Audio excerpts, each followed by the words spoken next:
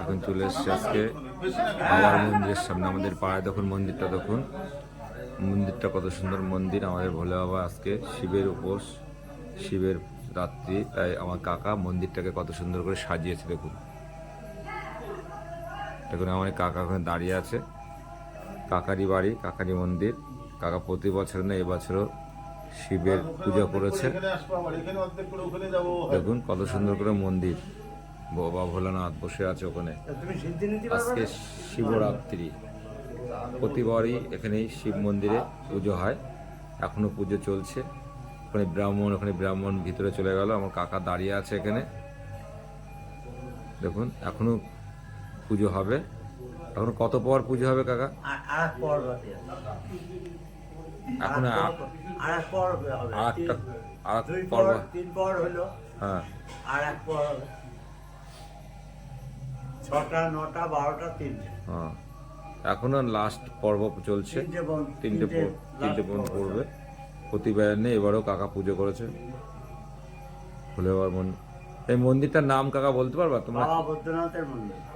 Guys, আমরা একদম বাবা বৈদ্যনাথের মন্দিরের সামনে চলে এসেছি। দেখুন কাকা বলছে বাবা বৈদ্যনাথ। এই পুজোটা ধরে কত, মঙ্গল এই পুজোটা ধরে কত বছর চলছে তোমাদের? পুজো আমাদের বাবার কালীন থেকে 70 বছর আগে। 70 বছর পর্যন্ত কাকাই করে আসছে। বাবার আমলের থেকে কাকা এখনো চালিয়ে যাচ্ছে পুজোটা। আপনাদেরকে দেখাচ্ছি দেখুন। প্রায় 35 বছর। দেখুন কাকাই 35 বছর পুজোটা করছে। আমি আপনাদেরকে দেখাচ্ছি, দেখুন ভালো করে। ওখানে রাধাকৃষ্ণ দেখুন মন্দিরটা কত সুন্দর করে সাজিয়েছে।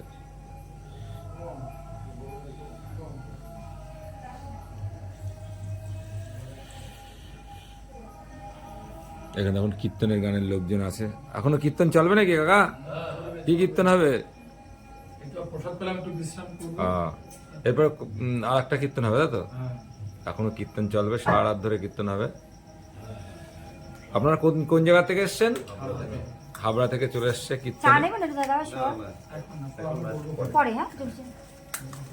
আর আমার কাকি এখন চা দিতে এসছে। কাকি আমার কাকি এসছে। কাকি মন্দির, কাকি আমাদের সবাই চা খাচ্ছে রাত্রে।